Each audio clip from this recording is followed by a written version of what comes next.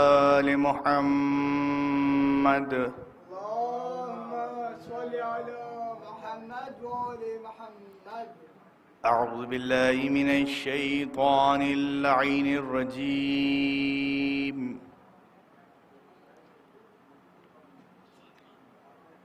بسم الله الرحمن الرحيم.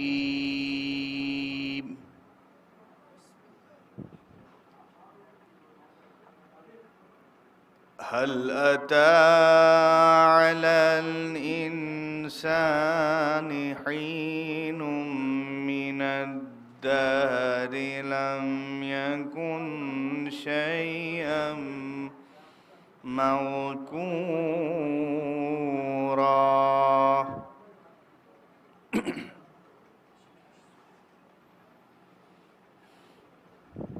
إنا خلقنا الإنسان من نطفة أمشاج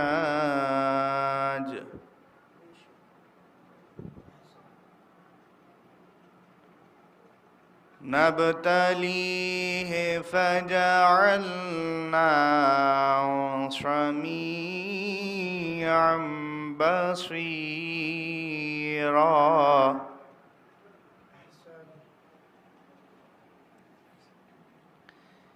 إنا هديناه السبيل إما شاكرا وإما كفورا.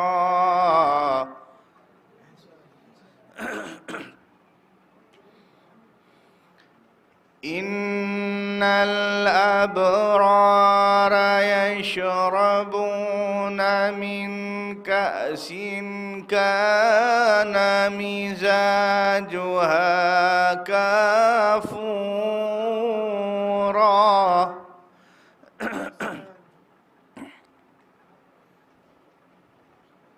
عينا يشرب بها عباد الله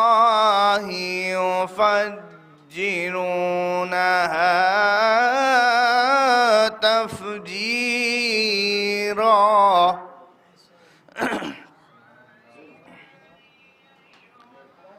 يوفون بالنذر ويخافون يوما كان شره مستطيرا.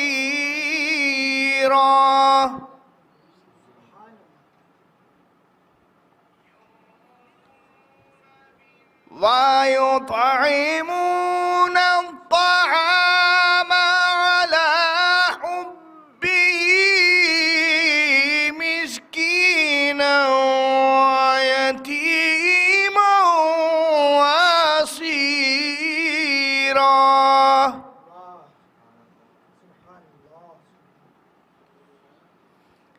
إنما نطعمكم لوجه الله لا نريد منكم جزاء ولا شكورا.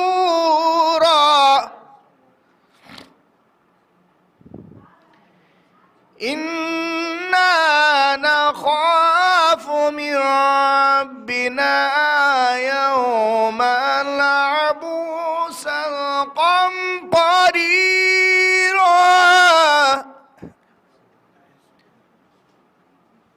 فوقاهم الله شر ذلك اليوم ولقاهم نظرة وسرورا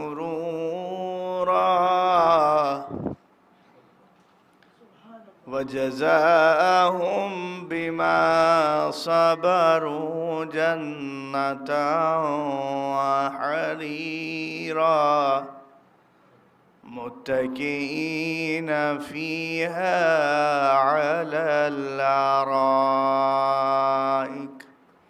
لا يرون يرون فيها شمسا ولا زمهريرا صدق الله العلي العظيم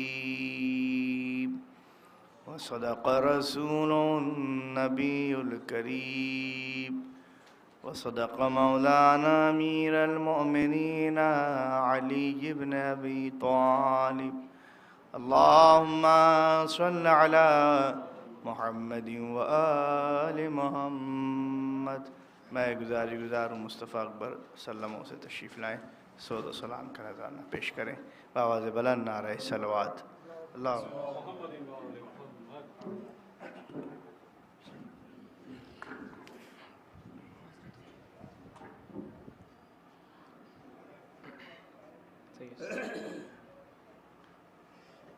بر محمد وآل محمد صلوات.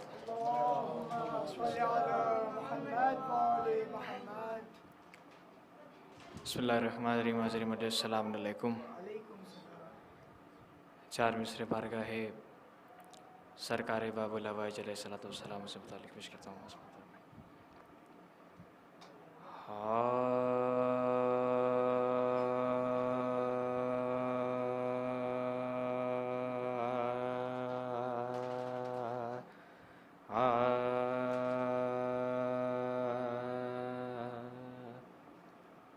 اپنی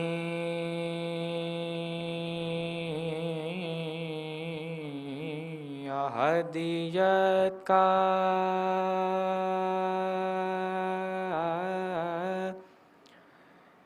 ایک احساس بنا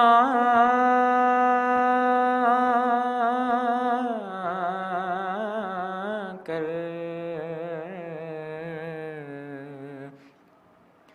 اپنی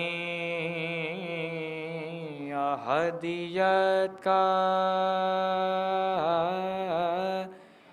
ایک احساس بنا کر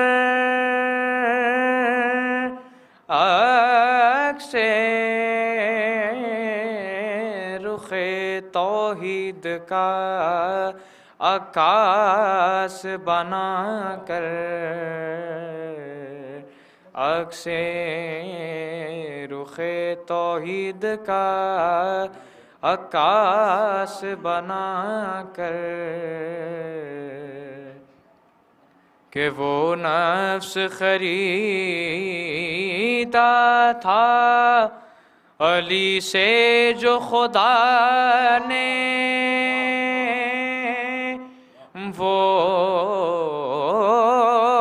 نفس خریدا تھا علی سے جو خدا نے، لوٹا دیا شبیر کو عباس بنا کر اپنی احدیت کا ایک احساس بنا کر. نعرہ صلوات.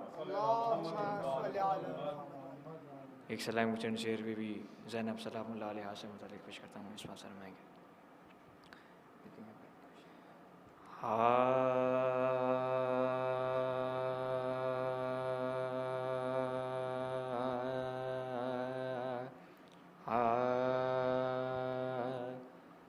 ختم ہے فصل کمان، شعر دیکھیں گے کہ چن رہا ہے ادب نہج بلاغہ الفاظ، چن رہا ہے ادب نہج بلاغہ الفاظ، اپنے بابا کی زبان بول رہی ہیں زینب، اپنے بابا کی زبان بول رہی ہیں زینب تیر و شمشیروں سے نہ جا کے ستم کے لشکر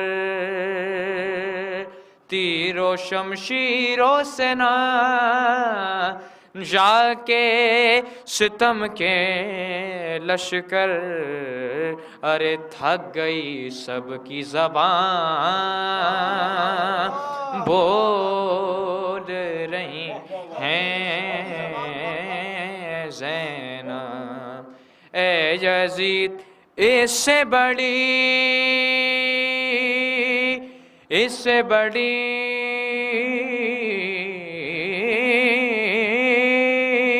اے یزید اس سے بڑی ہار تیری کیا ہوگی اے یزید اس سے بڑی ہار تیری کیا ہوگی وہ تیرا گھر ہے جہاں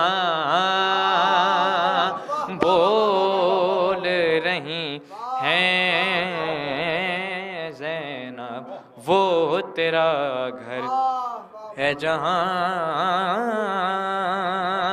بول رہی ہیں زینب ختم ہے فصل کمان فاتحہ بسم اللہ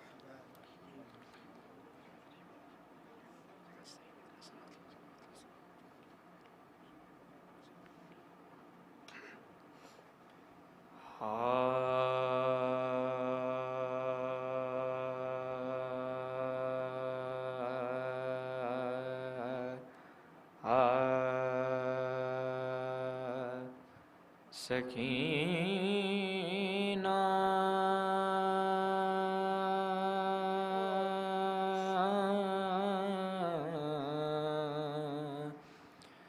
قید ہو کر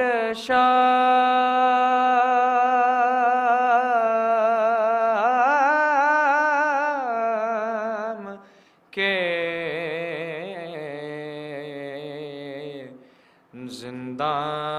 زندان میں جب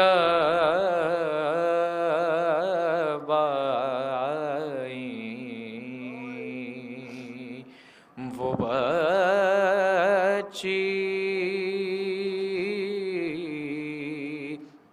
اس اندھیرے گھر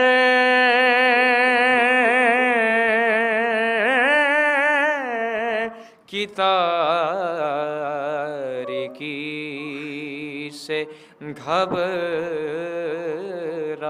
گھبرائی مقدر نے عجب آفت کی پہلی رات دکھلائی زمین تو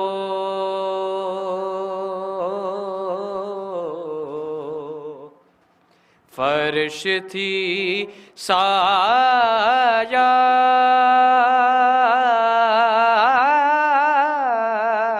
فگن تا چرخے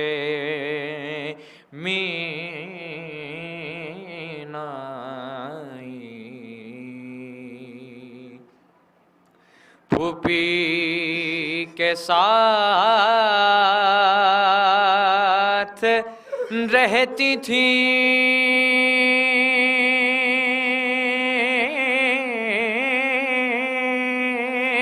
ناما کے پاس سوتی تھی پھوپھی کے ساتھ رہتی تھی ناما کے پاس سوتی تھی برین نہ سر کھڑی زندان کے دروازے پر روتی تھیں. ہائے ادھر سے جو گزرتا تھا اس سے کہتی تھی سنتا جا، ارے میں بے کس قید میں ہوں، ایک پیغام ہے میرا، اگر بابا ملے تجھ کو تو کہیو قسم کھا کھا سکینہ پر مصیبت ہے، خبر لو اے شہ والا، اگر تجھے سے کہیں خیمے میں سوتا چھوڑ آیا ہوں، تو کہیو در زنداں پر روتا چھوڑ آیا ہوں. سکینہ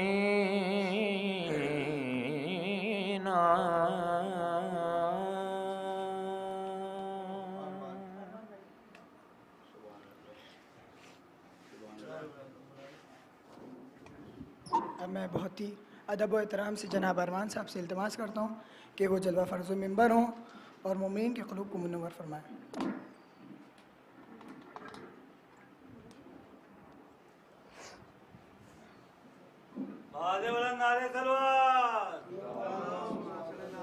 ایک صلوات اور پڑھے بم محمد و آل محمد پر.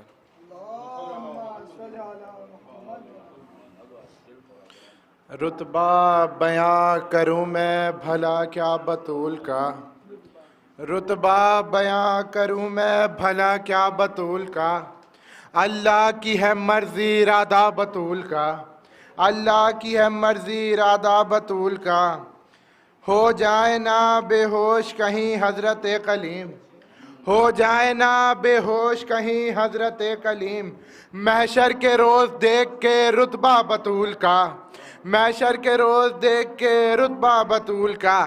ارے گھرتی ہیں مشکلات میں جب کائنات کی، شعر ملاحظہ فرمائیں، گرتی ہیں مشکلات میں جب کائنات کی، لیتی ہے نام مریم و سارا بطول کا، لیتی ہے نام مریم و سارا بطول کا. الحمد سے والناس تلک پارا بپارا، الحمد سے والناس تلک پارا بپارا، قرآن پڑھ رہا ہے قصیدہ بطول کا، قرآن پڑھ رہا ہے قصیدہ بطول کا. ارے ایک پل میں ہر کے آ گئی قدموں تلے جنا، ایک پل میں ہر کے آ گئی قدموں تلے جنا، شبیر نے رومال جو باندھا بطول کا، شبیر نے رومال جو باندھا بطول کا. ارے باغ فدق جو مانگتے تہذیب سے اگر، باغ فدق جو مانگتے تہذیب سے اگر، دیتے علی اتار کے صدقہ بطول کا، دیتے علی اتار کے صدقہ بطول کا. اے دشمن بطول ذرا توڑ کر دکھا، اے دشمن بطول ذرا توڑ کر دکھا، دل میں بنا ہوا ہے جو روضہ بطول کا، دل میں بنا ہوا ہے جو روضہ بطول کا. ایک صلوات پڑھے محمد و آل محمد پر. بس 2 سے 3 شعر ملاحظہ اور فرمائیں. ایک صلوات پڑھے محمد و آل محمد پر. علی نماز میں ہے یا نہیں یہ تم سوچو، علی نماز میں ہے یا نہیں یہ تم سوچو، میں اس کا نام بصد امتیاز پڑھتا ہوں، میں اس کا نام بصد امتیاز پڑھتا ہوں.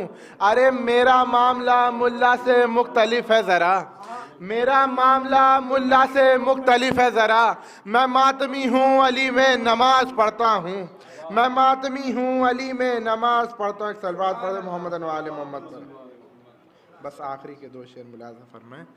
حسن کے صلح کا اگر واقعہ تم نے پڑھا ہوتا, حسن کے صلح کا اگر واقعہ تم نے پڑھا ہوتا, کتاب زندگی پر کربلا کا حاشیہ ہوتا, کتاب زندگی پر کربلا کا حاشیہ ہوتا. مدینے میں اگر عباس کی تلوار چل جاتی, شعر ملاحظہ فرمائیں, مدینے میں اگر عباس کی تلوار چل جاتی, جنازے پر حسن کے کربلا کا فیصلہ ہوتا, جنازے پر حسن کے کربلا کا فیصلہ ہوتا. ذرا سوچو ذرا سوچو ذرا سوچو, ذرا سوچو وہ جو تعویذ بازو پر تھا قاسم کے, ذرا سوچو وہ جو تعویذ بازو پر تھا قاسم کے, اگر غازی کے بازو پر بندھا ہوتا تو کیا ہوتا, اگر غازی کے بازو پر بندھا ہوتا تو کیا ہوتا. زمین پر ایک بھکاری بھی نہیں ملتا قیامت تک, زمین پر ایک بھکاری بھی نہیں ملتا قیامت تک, اگر باغ فدق زہرا کو تم نے دے دیا ہوتا, اگر باغ فدق زہرا کو تم نے دے دیا ہوتا. بس آخری شعر ملا فرمائیں, ایک صلوات پڑھیں ممنون. درود زندہ ہے اپنا سلام زندہ ہے, درود زندہ ہے اپنا سلام زندہ ہے, نبی کے بعد محمد کا نام زندہ ہے, نبی کے بعد محمد کا نام زندہ ہے. تمہارے پاس تو مردہ بھی اب نہیں کوئی, تمہارے پاس تو مردہ بھی اب نہیں کوئی, ہمیں ہے فخر ہمارا امام زندہ ہے. تمہارے پاس تو مردہ بھی اب نہیں کوئی, ہمیں ہے فخر ہمارا امام زندہ ہے. صلوات پڑھیں محمد و آل محمد. میں اب دعوت سکن دوں گا جناب ناصر عباس صاحب کو کہ وہ آئیں اور اپنے کلام سے مومنین کے قلوب کو منور فرمائیں. ان کے آمد کے لیے بآواز بلند نعرہ صلوات.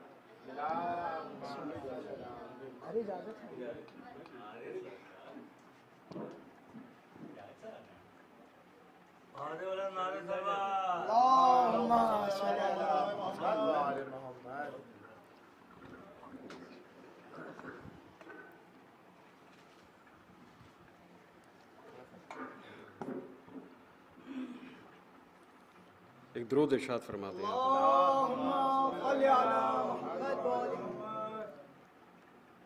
چار مصرے عرض کر رہا ہوں کہ دیکھیں گے, قدرت انہیں حاصل ہے شفا دیتے ہیں یہ بھی, قدرت انہیں حاصل ہے شفا دیتے ہیں یہ بھی, خود تم نے ہی مشکل میں پکارا نہیں ہوگا. قدرت انہیں حاصل ہے شفا دیتے ہیں یہ بھی, خود تم نے ہی مشکل میں پکارا نہیں ہوگا. اکبر کے وسیلے سے دعا کر کے تو دیکھو, اکبر کے وسیلے سے دعا کر کے تو دیکھو, یہ درد کلیجے میں دوبارہ نہیں ہوگا.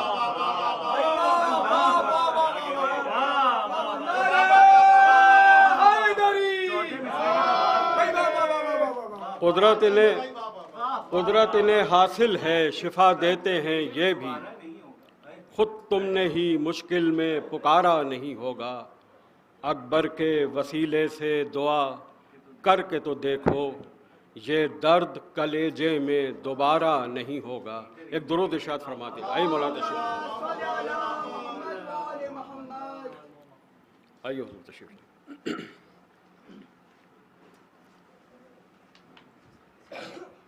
ایک کلام کا ایک مطلب چند اشعار کشی بھائی مولانا میں عرض کر رہا ہوں کہ مطلب حاضر خدمت ہے کہ جو ایک چھوٹی بحر میں ہے اور آپ سمجھتے ہیں کہ گنجائش کم ہوتی ہے. عرض کر رہا ہوں کہ جو طرفدار غم نہیں ہوتا, دیکھیں کاشف بھائی, جو طرفدار غم نہیں ہوتا اس کا کوئی دھرم نہیں ہوتا. جو طرفدار غم نہیں ہوتا اس کا کوئی دھرم نہیں ہوتا. ہم محب علی نہیں ہوتے, ہم محب علی نہیں ہوتے, گر خدا کا کرم نہیں ہوتا. ہم محب علی نہیں ہوتے گر خدا کا کرم نہیں ہوتا. یہ بھی شعر دیکھیں کہ ان جبینوں کو ہم کہاں رکھتے. دیکھیں میاں، ان جبینوں کو ہم کہاں رکھتے گر زمیں پر حرم نہیں ہوتا. ان جبینوں کو ہم کہاں رکھتے گر زمیں پر حرم نہیں ہوتا. اور یہ بھی شعر دیکھیں کہ مجھ کو خوشیاں ہلاک کر دیتی. دیکھیں گے پتہ مجھ کو خوشیاں ہلاک کر دیتی دل میں گر شے کا غم نہیں ہوتا. مجھ کو خوشیاں ہلاک کر دیتی دل میں گر شے کا غم نہیں ہوتا. یہ صفت بس غم حسین میں ہے. دیکھیں گے یہ صفت بس غم حسین میں ہے بڑھتا جاتا ہے کم نہیں ہوتا. یہ صفت بس غم حسین میں ہے بڑھتا جاتا ہے کم نہیں ہوتا. یہ ابو الفضل کا نشان وفا. یہ بھی شعر دیکھیں یہ ابو الفضل کا نشان وفا ہو کوئی دور خم نہیں ہوتا. یہ ابو الفضل کا نشان وفا ہو کوئی دور خم نہیں ہوتا. یہ بھی شعر دیکھیں کہ یہ بہا دے گا ظلم کی بستی. دیکھیں گے یہ بہا دے گا ظلم کی بستی ایک آنسو یہ کم نہیں ہوتا. یہ بہا دے گا ظلم کی بستی ایک آنسو یہ کم نہیں ہوتا. یہ سبیلوں کا غمزدہ پانی.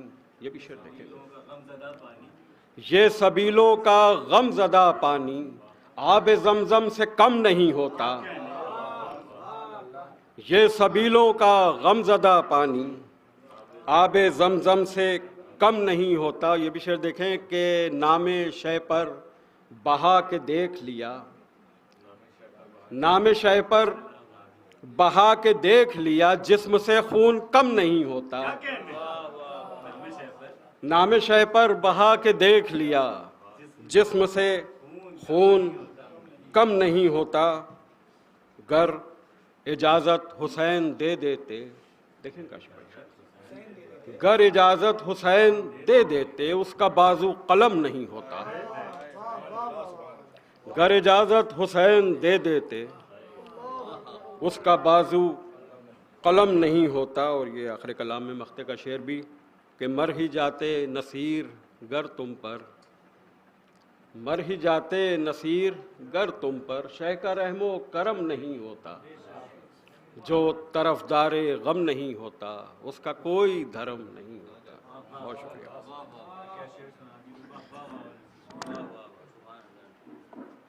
مولانا موصوف تشریف لا چکے ہیں. ہماری فہرست میں بس 2 شاعر ہیں. اس کے بعد مولانا موصوف میں دعوت سخن دوں گا کہ جناب جعفر صاحب کو کہ وہ آئیں اور جلوہ فرض ممبر ہوں.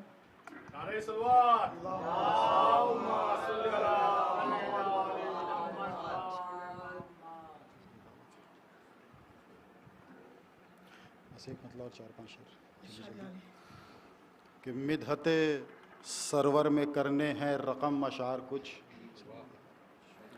مدحت سرور میں کرنے ہیں رقم اشعار کچھ اور کاش بڑھ جائے خدایا فکر کا معیار کچھ.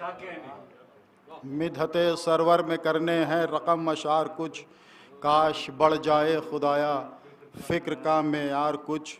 ہو کہ مس گہوارائے سرور سے فطرس نے کہا. ہو کہ مس گہوارائے سرور سے فطرس نے کہا اب زیادہ ہو گئی پرواز کی رفتار کچھ. اب زیادہ ہو گئی پرواز کی رفتار کچھ. اب زیادہ ہو گئی پرواز کی رفتار کچھ اور 7 بیٹے دے کے یہ بولے حسین ابن علی. 7 بیٹے دے کے یہ بولے حسین ابن علی ہو گئے ہو مطمئن یا ہے ابھی درکار کچھ. ہو گئے ہو مطمئن یا ہے ابھی درکار کچھ؟ ہو گئے ہو مطمئن یا ہے ابھی درکار کچھ؟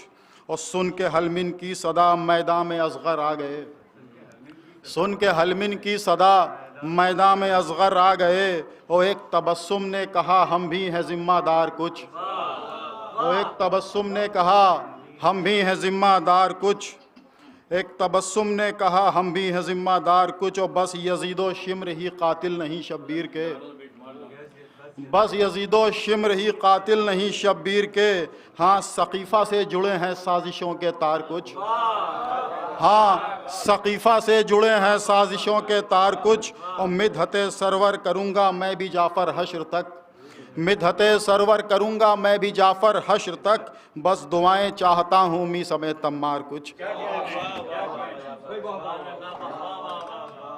میں دعوت سخن دوں گا کہ جناب خوشنو صاحب آئیں اور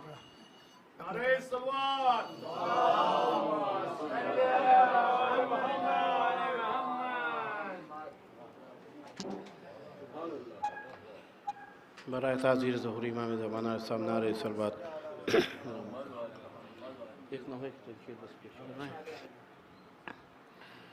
کہ زمین روئی ہے رویا ہے آسمان اکبر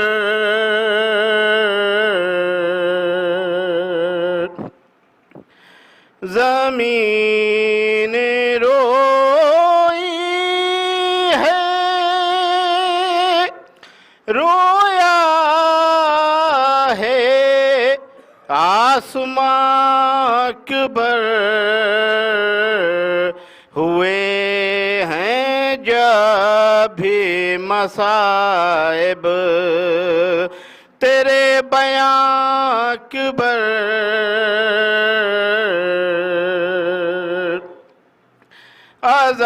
اذان دی تھی جو تشنا لبی کے عالم میں سنی مدینے میں صغرا نے وہ اذان اکبر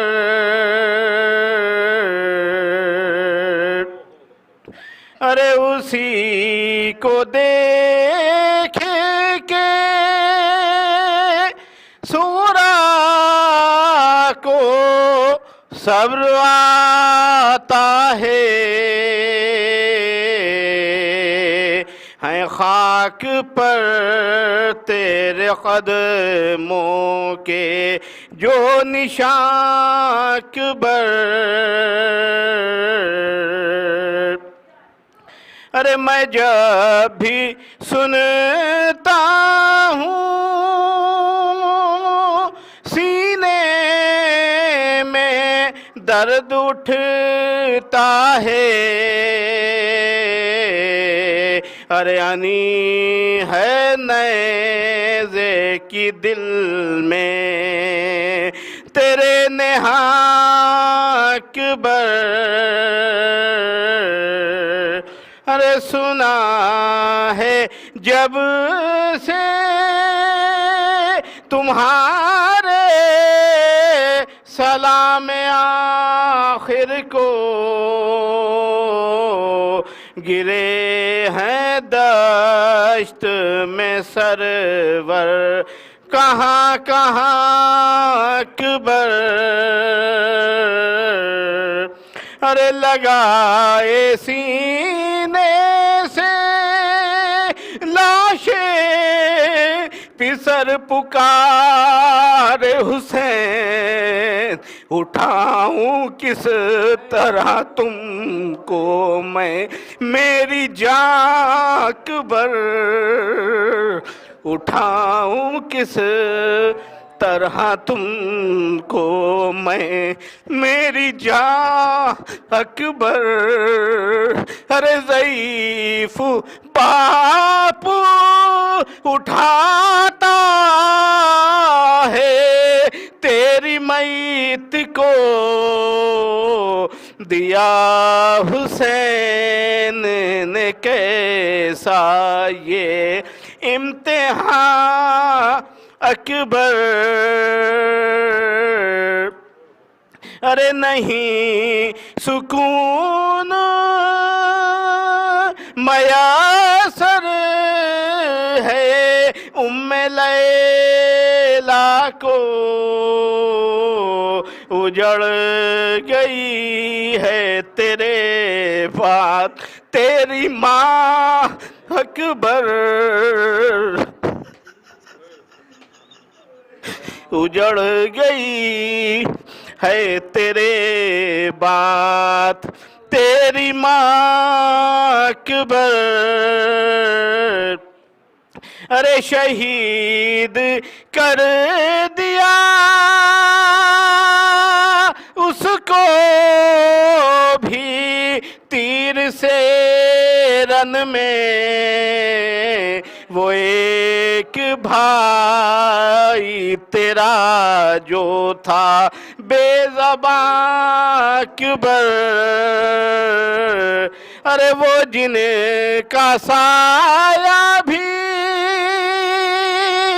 دیکھا نہ آسمان کبھی، انہی کے شان کی بھری رہتی ہے، صحبائے ولا بھری بھری رہتی ہے، مشکیزہ دل میں احمری رہتی ہے، مشکیزہ دل میں احمری رہتی ہے، لو دیکھ لیا چشم ازا میں آنسو، لو دیکھ لیا چشم ازا میں آنسو، سنتے تھے کہ شیشے میں پری رہتی ہے، لو دیکھ لیا چشم ازا میں آنسو، سنتے تھے کہ شیشے میں پری رہتی ہے۔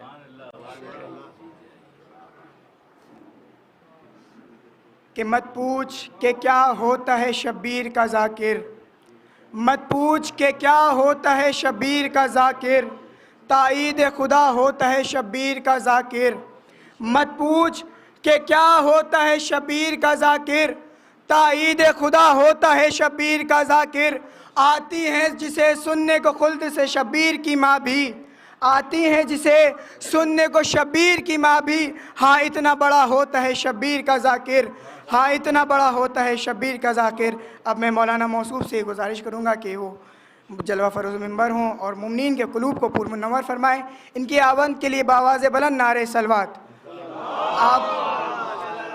آپ حضرات تھوڑا نعرہ صلوات۔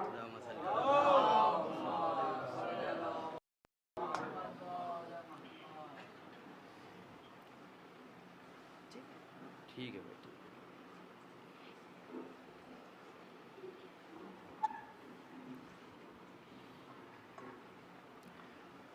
فاتحہ۔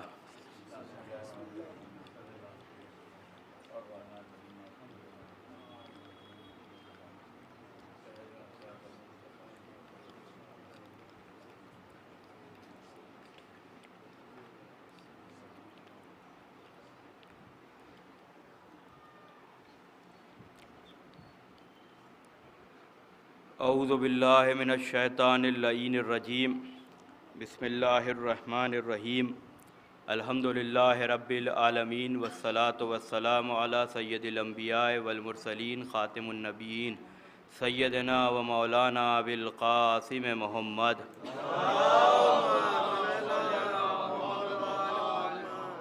وآلہ الطیبین الطاہرین المعصومین المظلومین ولعنۃ اللہ علی اعدائہم اجمعین من یومنا ھذا الی قیام یوم الدین، اما بعد فقط قال اللہ سبحانہ تبارک و تعالی وقولہ الحق، بسم اللہ الرحمن الرحیم، انما ولیکم اللہ ورسولہ والذین آمنوا الذین یقیمون الصلاۃ ویؤتون الزکاۃ وہم راکعون۔ صلوات بھیج دیں محمد وعلی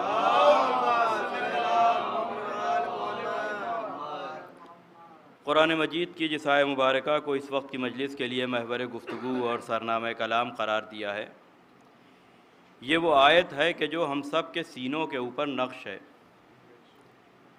اس آیت میں اللہ نے حصر کے صیغے کے ساتھ انما بس بس تمہارا ولی اللہ ہے، یعنی اب نہ اس میں کوئی اضافے کی گنجائش ہے نہ اپنی طرف سے کمی کی گنجائش ہے، اسی لیے کہہ دیا گیا کہ بس بس تمہارا ولی اللہ ہے، یعنی ولایت وہ ہے کہ جسے قرآن نے بیان کیا، بس بس تمہارا ولی اللہ ہے، تمہارا سرپرست اللہ ہے اور اللہ کا رسول تمہارا سرپرست ہے۔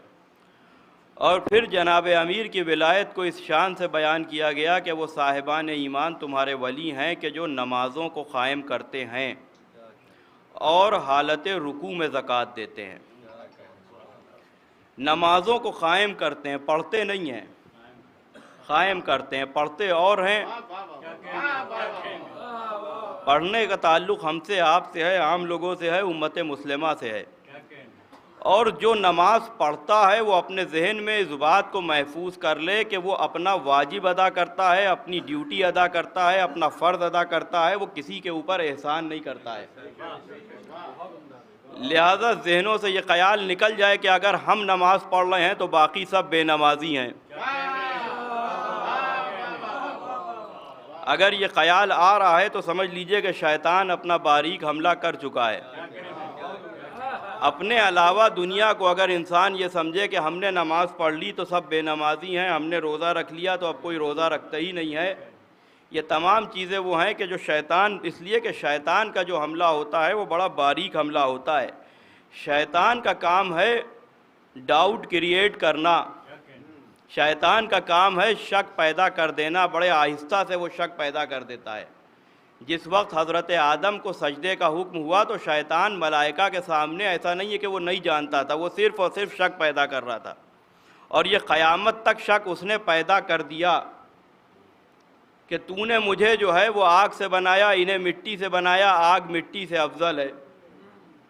لہذا اس نے اپنا کام کر دیا کہ اس نے ایک شک پیدا کیا۔ وہ اور بات ہے کہ ملائکہ چونکہ معصوم تھے لہذا وہ اس کا شکار نہیں ہوئے، لیکن اس کے بعد آپ دیکھ لیجئے کہ دنیا میں جسے بھی اللہ نے خلیفہ بنایا دنیا والے اس کے سامنے ایک بنا کے لے آئے، تو معلوم ہوا کہ اس نے جو شک پیدا کیا تھا کہ ہم اپنا کینڈیڈیٹ بھی پیش کر سکتے ہیں، اس کے اوپر بعد تک عمل ہوتا رہا۔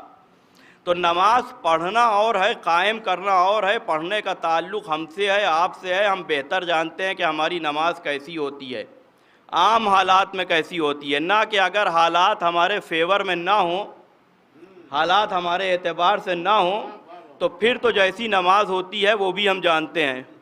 یہ پڑھنے والوں کا معاملہ ہے، لیکن جو نماز قائم کرتے ہیں ان کی نماز پر حالات اثر انداز نہیں ہوتے ہیں۔ لہذا پڑھنا ہمارا کام ہے، قائم کرنا امام معصوم کا کام ہے۔ یا وہ قائم کریں گے کہ جو معصوم گودیوں میں پلے اور اپنی عصمت کو اس کمال تک پہنچا دیا، اس معراج تک پہنچا دیا کہ اب اگر کوئی انہیں غیر معصوم کہے تو پھر اسے قطع بھی تلاش کر کے لانا پڑے گی۔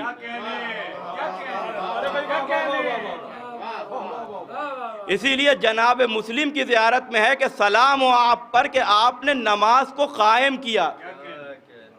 اب کیوں قائم کیا؟ اس لیے کہ مسلم نے جو آخری مغرب اور عشاء کی نماز مسجد کوفہ میں پڑھی وہ آپ جانتے ہیں کہ کن حالات میں پڑھی، لیکن اگر پڑھنے والوں کا معاملہ ہوتا تو وہ نماز اور ہوتی۔ لہذا قائم کرنے والوں کا معاملہ تھا، مسجد کوفہ محاصرے میں تھی ابن زیاد کے سپاہیوں کے، سب نے تنہا چھوڑ دیا، لیکن کوئی بدترین دشمن بھی یہ نہیں لکھ سکا کہ جیسے کل نماز پڑھی تھی ویسے آج نہیں پڑھی۔ ایک صلوات بھیجے محمد والے محمد پر۔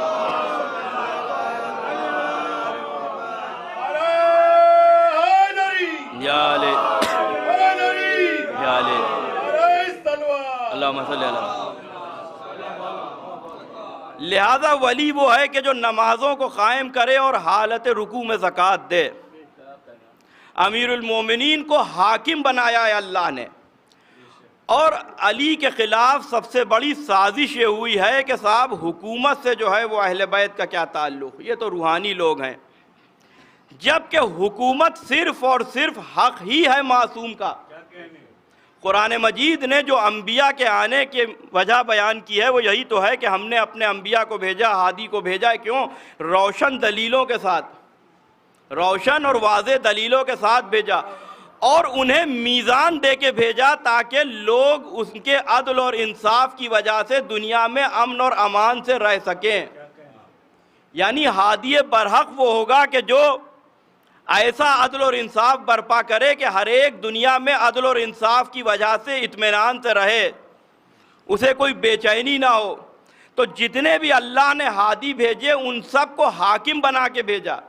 یہ الگ بات ہے کہ دنیا نے انہیں حکومت کرنے نہیں دی. سلسلہ نبوت میں اگر حکومت کی بات کی جائے تو چند نام ہی تو ذہن میں آتے ہیں. حضرت سلیمان کی حکومت, جناب داؤد کی حکومت, یا ہمارے رسول کی حکومت, وہ بھی مدینے میں 10 سال. جب تک مکے میں رہے 10 سال 13 برس اعلان رسالت کے بعد تو ظاہری حکومت برپا نہیں ہوئی تھی, قائم نہیں ہوئی تھی. حکومت قائم ہوئی ہے مدینے آنے کے بعد. لیکن عزیزان گرامی مجھے یہ بتائیے کہ کیا 13 برس ظاہری حکومت ہاتھ میں نہ ہونے سے رسول کے مرتبے میں کوئی کمی ہو گئی؟ معلوم ہوا کہ بھیجا ہے دنیاوی حکومت کے لیے, لیکن اگر دنیا نہ کم کرنے دے حکومت تو اس کے لیے ہادی کے مرتبے اور مقام میں کوئی کمی نہیں ہوگی. یہی وجہ ہے کہ جب دربار شام میں یزید اپنی ظاہری فتح پہ فخر کر رہا تھا, ناز کر رہا تھا کہ دیکھو حکومت ہمارے پاس ہے اور حسین تو قتل ہو گئے, تو امام حسین کی بڑی بیٹی جناب فاطمہ کبریٰ نے یزید کو للکار کے کہا تھا کہ یزید یہ بتا کہ حکومت فرعون کے پاس تھی کہ موسیٰ کے پاس تھی؟ کیا فرعون کو جو حکومت تھی اس سے کوئی عزت مل گئی؟ اور موسیٰ کے پاس یہ ظاہری حکومت نہ ہونا, اس سے موسیٰ کے مرتبے اور مقام میں کوئی کمی آ گئی.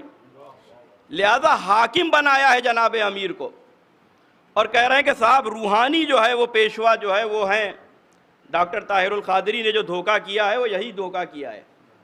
کتاب جو ہے وہ ولایت جناب امیر پہ ہے. اچھا ہمارے یہاں بھی عجیب مزاج ہو چکا ہے, غیر اگر غدیر پڑھے بھلے ہی وہ بلا فصل نہ مان رہا ہو تو کہتے ہیں غدیر پڑھ رہے ہیں, اور جب ہم پڑھتے ہیں تو کہتے ہیں اب کچھ کام کی باتیں ہونا چاہیے.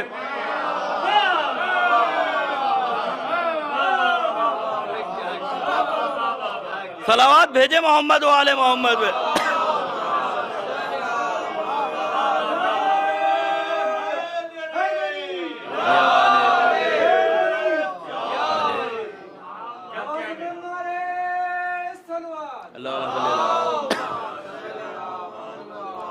یعنی جو صرف غدیر پڑھ رہے ہیں اور علی کو بلا فصل نہیں مان رہے ہیں اس پہ خوش ہو رہے ہیں, اور جو بلا فصل مانتے ہوئے اس عقیدے پہ غدیر پڑھ رہے ہیں ان سے کہہ رہے ہیں کہ صاحب اب جو ہے وہ کچھ کام کی باتیں ہونا چاہیے.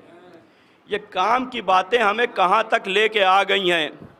اب اس دور میں کچھ کہنے کی ضرورت نہیں ہے, ہر دن ایک نیا ویڈیو سامنے آ رہا ہے. اور خدا کا شکر ہے کہ اہل بیت کے مقابلے پر اگر کسی شے کو لایا جاتا ہے تو وہ خود بخود بڑی جلدی ایکسپوز ہو جاتی ہے.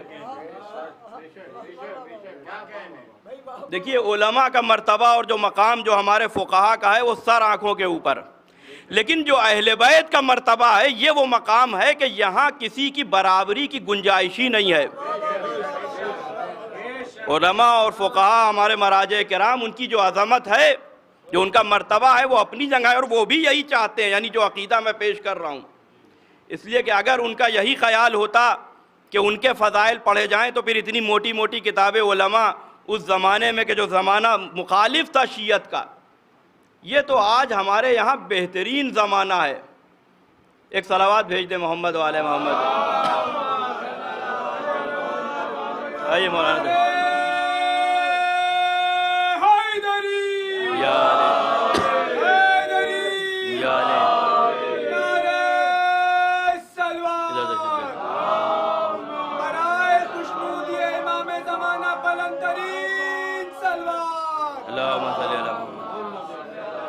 ادھر تشریف زندہ باد زندہ یزید یزید نعرہ حیدری نعرہ تبرک. لہذا یہ بہترین موقع ہے, یہ بہترین موقع ہے ولایت جناب امیر پڑھنے کا. یہ بہترین موقع ہے کہ اب اہل بیت پہ جو مظالم کیے گئے ہیں انہیں اب بیان کیا جائے. اور اب پھر حالات کی دہائی دے کے دھوکہ نہ دیا جائے. جو لوگ تاریخ سے واقف ہیں وہ جانتے ہیں کہ کس دور سے شیعت گزر کے آئی ہے, وہ اس بات کی تصدیق کریں گے کہ اس سے بہتر شیعت کا کوئی زمانہ نہیں ہے. اس سے بہتر کوئی زمانہ نہیں ہے. اب بھی اگر کوئی یہ دھوکہ دے کہ صاحب حالات کی وجہ سے, تو یہ اس سے بڑی کوئی خیانت نہیں ہے. اور یہ یاد رکھیے کہ جب غدیر پڑھی جائے گی تو خود بخود سقیفہ والوں کے اوپر لعنت ہوگی, ہمیں کرنے کی ضرورت نہیں ہے.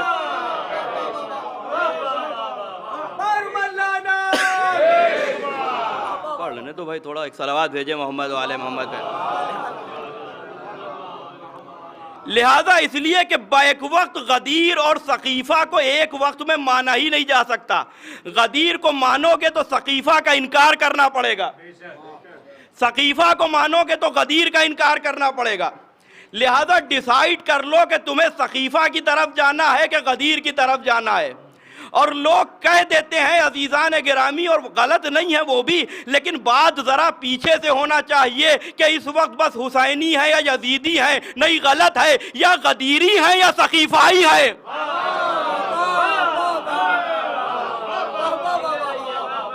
اور جو غدیری ہیں وہی حسینی ہیں, اور جو سقیفائی ہیں وہی یزیدی ہیں. اس لیے کہ جو سلسلہ سقیفہ سے اٹھا وہی یزید تک گیا. حاکم شام نے خصوصیت کے ساتھ امام حسن کی شہادت کے بعد جتنی کوشش کی ہے کہ یزید کو خلیفہ بنا دے, حکومت کے خزانوں کے دہانے کھول دیے گئے. آخر عمر میں بار بار, اس لیے کوفہ میں تو مغیرہ نے اور بصرے میں زیاد ابن ابی نے ظلم کے ذریعے سے بیعت لے لی, دھوکے کے ذریعے سے جو کچھ ہوا وہ واقعات بڑے تفصیلی ہیں.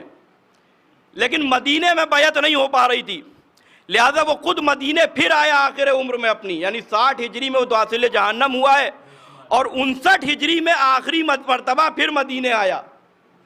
اور آنے کے بعد اس نے مسجد میں بیٹھ کے, مسجد رسول پہ منبر پہ بیٹھ کے کہا, اور پیغمبر کی حدیث متفقہ علیہ ہے کہ جب بنی امیہ کو میرے منبر پہ دیکھنا تو ان کے شکم کو چاک کر دینا. امام احمد بن حنبل جو ان کے ہاں ائمہ اربعہ میں ہیں, انہوں نے بھی پیغمبر کی حدیث ابن عباس سے بھی, ابو ذر سے بھی, اور خود مسلمانوں کے پہلے حاکم سے بھی اس حدیث کو نقل کیا ہے کہ جو بھی علی کے ولایت اور امامت کے خلاف اٹھے اسے قتل کر دینا. چونکہ اتنے موجود نہیں تھے محبت کرنے والے, پیغمبر نے یہ بھی تو کہا تھا کہ یا علی اگر 40 لوگ جمع ہو جائیں تو آپ تلوار اٹھا لیجئے گا. لیکن علی کی مظلومیت یہ ہے کہ مدینے میں 40,000 صحابی تھے مگر علی کے پاس 40 بھی نہیں تھے. اور یہ ہر دور کا معاملہ رہا ہے, اس کو ذہن میں رکھیے اور اپنے عقائد کو بچائیے, نظریات کو بچائیے کہ حق کی طرف ہمیشہ بہت تھوڑے سے لوگ آتے ہیں. بہت کم لوگ ایسے ہوتے ہیں کہ جن کے سینے کشادہ ہوں ولایت علی سننے کے لیے اور دشمنان اہل بیت کے متائن سننے کے لیے. ورنہ فضائل تو دیکھیے وہ بھی پڑھ لیتے ہیں, لیکن جہاں سے متائن کی بات آتی ہے, آپ صاحب ہم بھی مانتے ہیں لیکن صاحب اب یہ بڑوں کی بات ہے. پہلی بات تو یہ ہے کہ وہ بڑا ہے ہی نہیں کہ جو علی کے مقابلے پہ آ جائے.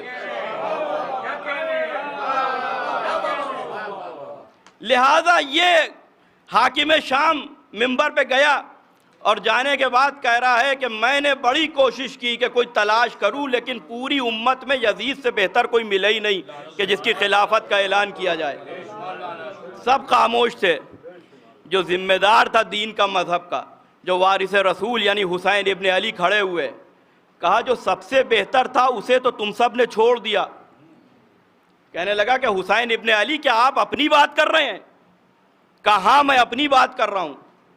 اب اس کے بعد اس کے پاس کوئی جواب نہیں تھا, اس لیے کہ مملکت اسلامی میں بچہ بچہ حسین کی عظمت سے بھی واقف تھا کہ حسین آغوش رسالت میں پلے ہیں, زبان رسالت چوسی ہے, گہوارہ جنبانی کے لیے جبرائیل بھیجے گئے ہیں, علی اور فاطمہ کے لال ہیں, اور یزید سے بھی واقف تھا کہ کتنا بڑا شرابی ہے, کتنا بڑا فاسق ہے, کتنا بڑا بندرباز ہے.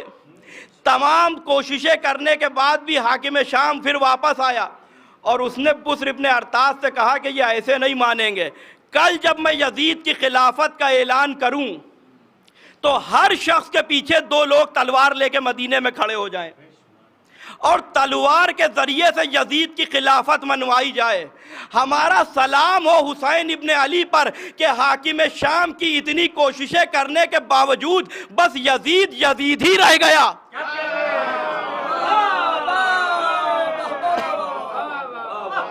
اس جملے میں بھی بڑی وسعت ہے، اس لیے کہ اس سے بڑی کوئی گالی نہیں ہے کہ یزید رہ گیا. میں نے کیوں کہا کہ یزید رہ گیا؟ اس لیے کہ کم سے کم یزید کا باپ مسلمانوں کا ماموں تو بن گیا تھا. لیکن یزید کے باپ کو ماموں کہنے والے یزید کو ماموزاد بھائی نہیں کہتے ہیں. اور اس سال پاکستان سے ایک تحریک چلی ہے کہ بس یزید کہو، یزید ابن معاویہ نہ کہو. حسین نے اپنے دشمن کو کتنا ذلیل اور رسوا کر دیا ہے. ایک تو ویسے ہی ولدیت مشکوک تھی، صحرائی معاملہ تھا. اب یزید کے چاہنے والے خود کہہ رہے ہیں کہ بس یزید کہو، معاویہ کا نام نہ لو. بس اتنا معاملہ ہے. حسین کا معاملہ بڑا نازک ہے. ہر ایک کو بڑا سوچ سمجھ کے زبان کھولنا چاہیے. ہر ایک کے بس کی بات نہیں ہے. ولدیت کے خانے سے باپ کا نام ہٹانا پڑتا ہے. تب مخالفت حسین اگر کرنا ہے اس کے بعد تو پھر آؤ اور حسین کی مخالفت کرو. لہذا عزیزان گرامی، ولایت جناب امیر خصوصیت کے ساتھ کوشش کی گئی اس کو طاہر القادری جیسے ہونے کے. بس روحانی پیشوا تو ہیں، دنیاوی اعتبار سے جو ہر خلیفہ راشد ہے وہ ہمارا پیشوا. آئیے ادھر جگہ آ جائیں، آپ حضرات اندر آ سکتے ہیں. آئیے انصار بھائی آ جائیں، ایک صلوات بھیجیں محمد و آل محمد پہ. آئیے یا علی یا علی اللہم صلی علی محمد. بس یزید رہ گیا. لہذا دنیاوی اعتبار سے ہمارے جو ہے وہ ولی ہیں وہ تمام خلفائے راشد ہیں. اور پھر کہا کہ دینی معاملات میں تمام اصحاب سے ہمارے یہاں ولایت آئی ہے، یعنی وہ ہمارے ولی و سرپرست ہیں. یعنی طاہر القادری نے پہلے ہی صفحے پہ یہ منافقت دکھائی ہے. وہ کتاب کے جو ولایت علی پہ لکھی تھی وہاں پہلے ہی صفحے پہ یہ منافقت دکھائی کہ 3 طرح کی ولایت ہے. لیکن عزیزان گرامی، دشمنان جناب امیر کے ہاتھوں پہ اللہ اپنا ہاتھ رکھوا کے پہلے ہی فضائل پڑھوا دیتا ہے. پہلے موقع پر جب ولایت روحانی کی بات کی تو ایک جملہ لکھ گئے، ولایت روحانی کے لیے عصمت شرط ہے، معصوم ہونا شرط ہے. عقل کے اندھو، جب معصوم ہونا شرط ہے تو پھر یہ معصوم کے سامنے غیر معصوم کی حکومت کیسی؟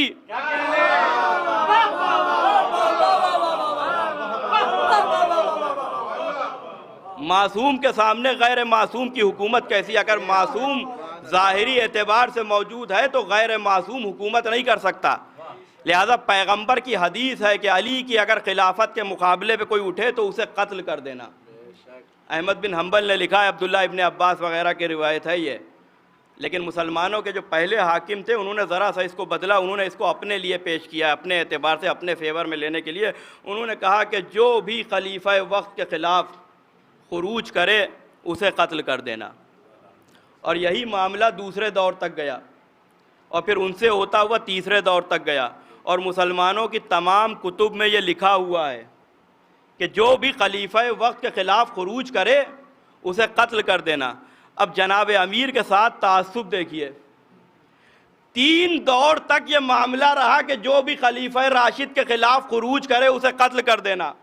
اور جیسے ہی علی کی حکومت آئی اور جو جمل میں 30,000 کا لشکر لے کے آئیں اور جو صفین میں 2 لاکھ کا لشکر لے کے آئے، آج تک مسلمان کہہ رہے ہیں کہ خطا اجتہادی ہو گئی تھی. خطا اجتہادی ہو گئی تھی. یعنی کیوں آئے تھے یہ 30,000 کا لشکر؟ کس وجہ سے آیا تھا؟ یہ علی کو قتل کرنے کے لیے آئے تھے. یہ علی کو قتل کرنے کے لیے آئے تھے. بصرے میں جو کچھ ہوا کہ پیغمبر کے 70 صحابی بصرے کی جامع مسجد میں پہلے شہید کیے گئے. 70 حکیم کے ساتھ بصرے کے دروازے پہ شہید کیے گئے.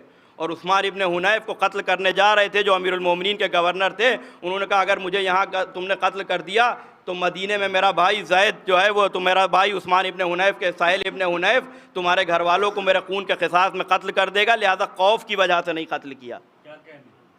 خطا اجتہادی ہو گئی تھی. اب اپنے چھوٹے بھائیوں کے لیے بزرگوں سے اجازت کے ساتھ خطا اجتہادی کیا کہ صاحب مجتہد سے اگر کوئی غلط فتویٰ دے دے تو اسے کہتے ہیں خطا اجتہادی. یعنی قتل کرنے کے لیے آئے تھے علی کو اور کہہ رہے ہیں کہ خطا اجتہادی ہو گئی تھی. لیکن یہاں ایک بات اور ہے, دیکھیے عزیزوں, اسی لیے معصوم اور غیر معصوم کے فرق کو سمجھیے. مجتہد کے یہاں یہ امکان ہے کہ فتویٰ غلط دے دیا جائے, تبھی تو خطا اجتہادی ہوتی ہے. اور علی کیا کہہ رہے ہیں کہ کبھی فیصلہ کرنے میں میں نے تاخیر نہیں کی اور فیصلہ کرنے کے بعد کبھی اپنے فیصلے پہ شک نہیں کیا.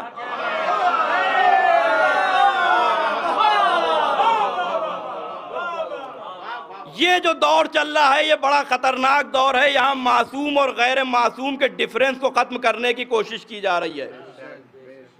لہذا میں آپ کے سامنے پیش کر رہا ہوں پورے حوالوں کے ساتھ. خطا اجتہادی ہو گئی. ڈاکٹر تیجانی نے اس مسئلے میں, جب تک وہ ابھی شیعہ ہوئے نہیں تھے, بعد میں انہوں نے مذہب حقہ قبول کیا ہے, اس سلسلے میں اپنے استاد سے جو بحث کی ہے چند جملوں میں چاہتا ہوں کہ آپ کے سامنے پیش کر دوں. اور انہوں نے اپنی کتاب تجلی میں اس کا ذکر بھی کیا ہے. جب انہوں نے اپنے استاد سے کہا کہ جب خلیفہ راشد کے خلاف خروج کرنے والا دائرہ اسلام سے خارج ہے تو پھر ہم جو ہے وہ ان کے جو مقابلے کے اوپر آئے انہیں کیوں نہیں سمجھتے ہیں کہ جو جمل میں آئی تھی وہ دائرہ اسلام سے خارج تھی. 30,000 کا لشکر لے کے جو آئی تھی اور جو صفین میں 2 لاکھ کا لشکر لے کے آیا تھا, ہم انہیں دائرہ اسلام سے خارج کیوں نہیں سمجھتے ہیں, جبکہ یہ تو ہمارے یہاں معاملہ موجود ہے تیسرے دور تک. تو انہوں نے وہی کہا کہ جو کہتے ہیں کہ خطا اجتہادی ہو گئی تھی. کہ اچھا یہ کیا ہوتا ہے کہ اب اس کے بعد انہیں تمام معاملات میں دوہرا اجر نہیں ملے گا, اکہرا یعنی سنگل اجر ملے گا. اب قیامت کا جواب دیا ہے ڈاکٹر تیجانی نے.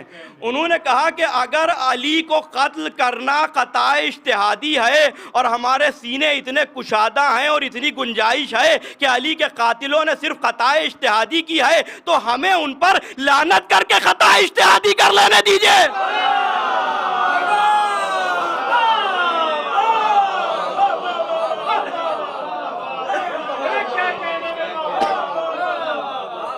ایک صلوات بھیجے محمد والے محمد پہ. کوئی بات نہیں.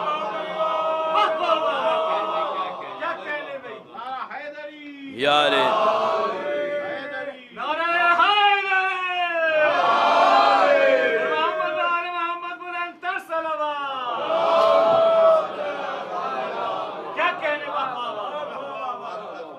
بھائی, جب سینوں میں اتنی گنجائش ہے کہ علی کے قاتل جو قتل کرنے کے لیے آئے تھے انہوں نے خطا اجتہادی, تو ذرا سا اور گنجائش ہمارے لیے پیدا کر لینی تھی کہ جو قاتل ہیں ہمیں ان پر لعنت کر کے خطا اجتہادی کر لینے دیجئے. اور اس کے بعد انہوں نے قیامت کا جملہ کہا کہ ہمیں یہ کام کر کے دوہرا ثواب چاہیے بھی نہیں ہے, ہم اکہرے پہ راضی ہیں. ابھی مذہب حقہ قبول نہیں کیا لیکن جانتے ہیں کہ تولے کا ثواب کتنا ہے اور تبرے کا ثواب کتنا ہے. اور یہاں سروں کے اوپر امامہ, دوش پہ ردا, اور اس کے بعد مجلس کے ثواب کے مقابلے پر نجس جانور کے ثواب کو بیان کیا جا رہا ہے کہ اسے پانی پلانے کا بھی ثواب. یہ شیعہ ہیں. دیکھیے عزیزان گرامی, جواب تو دیے گئے لیکن گناہ جتنا بڑا ہوتا ہے سزا اتنی بڑی دینا چاہیے. اپنے دشمن کو تو آدمی خاک میں ملا دیتا ہے, ناک رگڑ دیتا ہے, اور اہل بیت کا معاملہ آتا ہے تو وہ اس طریقے سے بات نہیں ہوتی. نہ معلوم لوگ کیوں ڈر جاتے ہیں, جبکہ اہل بیت کے معاملے میں معاملات میں اللہ جو ہے وہ اپنے معاملات کو انسان کو بہت صاف رکھنا چاہیے, اس لیے کہ جب سب چلے جائیں گے تو یہی شفاعت کے لیے آئیں گے. لیکن اہل بیت کے معاملے کو لوگ جو ہے وہ سمجھتے ہیں قرض, اور دنیاوی معاملات کو کیش سمجھتے ہیں کہ ابھی کیش میں معاملہ کر لو, وہ تو قرض کا معاملہ ہے. تو جتنا بڑا گناہ ہے اتنی بڑی سزا ہونا چاہیے. محسن الامین یہ لبنان کے ایک بہت بڑے عالم دین گزرے ہیں، بڑی کتابیں لکھی ہیں انہوں نے، حر عاملی جس علاقے کے تھے، عامل کے، وہیں سے ان کا یہ بڑی زرخیز زمین ہے۔ انہوں نے اپنی کتاب میں لکھا ہے کہ جناب مختار نے جو سزائیں دی ہیں، دیکھیے وہ سزائیں جو مختار نامے میں دی ہیں، یعنی بیان کی گئی ہیں، اسے بہت کم کیا گیا، چونکہ اگر اس طرح سے دکھایا جاتا تو وہ ہیومن رائٹس کے مسائل پھر وہ یوٹیوب پہ نشر نہ ہو پاتا، لہذا حالات کے اعتبار سے۔ محسن الامین کہتے ہیں کہ جب شمر کو قتل کروایا تو اس کی لاش کو کتوں کے حوالے کر دیا، اور کتے اس کا گوشت نوچ نوچ کے کھا گئے۔ یہ دنیا میں اس کی سزا تھی، محسن الامین نے لکھا ہے۔ اب آخرت میں جو اس کی سزا ہے اللہ کی طرف سے، وہ تو تمام معاملات ہیں۔ تو جتنا بڑا جرم ہے، یعنی ایسی سزا خولی کو نہیں دی گئی، ہرملا کو نہیں دی گئی۔ اس ملعون نے آخر وقت میں جو جسارت کی ہے امام حسین کے ساتھ، اور جو جناب سکینہ پہ ظلم کیا اسیروں پہ، اس لیے کہ 12ویں محرم کو جب یزید کو خط لکھا ابن زیاد نے، اور 20ویں محرم کو یہ قافلہ کوفے سے نکلا، تو اس نے اسیروں کا نگراں جو ہے وہ شمر کو بنا دیا تھا۔ ایک بہت بڑا ظلم ابن زیاد نے کیا ہے۔ لہذا چونکہ گناہ بہت بڑا تھا، لہذا سب سے شدید سزا دی گئی کہ اس کی لاش کو کتوں کے حوالے کر دیا گیا، کتے گوشت کھا کھا کے اس کی لاش کو ختم کر دیا گیا، یعنی غائب ہو گئی، دفن نہیں کیا گیا اسے۔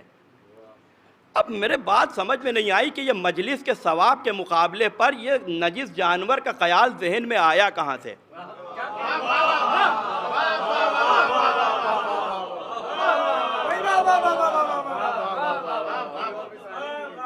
تو چونکہ تاریخ پڑھی ہوئی ہے، لہذا فوراً تاریخ میں واپس چلا جاتا ہوں کہ یہ نجس جانور کی محبت کیسے آئی۔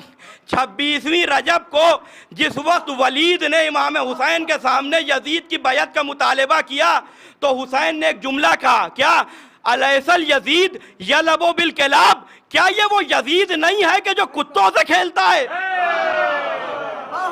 معلوم ہوا کہ یزید اور یزیدیوں کے دل میں کتوں کی بڑی محبت ہوتی ہے۔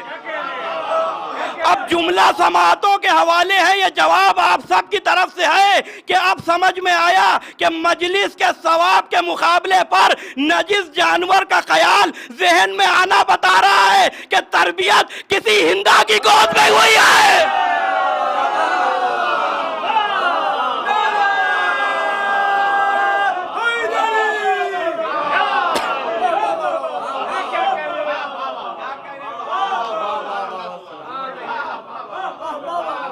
اور کوئی دوہرا معیار نہ رکھے کہ اہل بیت کے لیے گستاخی کریں تو صاحب نیوٹرل رہ جائیں۔ ارے صاحب لباس کا احترام کیجئے، اہل بیت سے بڑھ کے کوئی نہیں ہے۔ جب ان کا احترام نہیں ہو رہا، احترام اس کا ہوگا کہ جو اہل بیت کا احترام کرے، اور جس نے اہل بیت کی شان میں جیسی بے احترامی کرے گا، جتنا بڑا گناہ ہوگا اتنا بڑی اس کے ساتھ اس کو ویسا جواب دیا جائے گا۔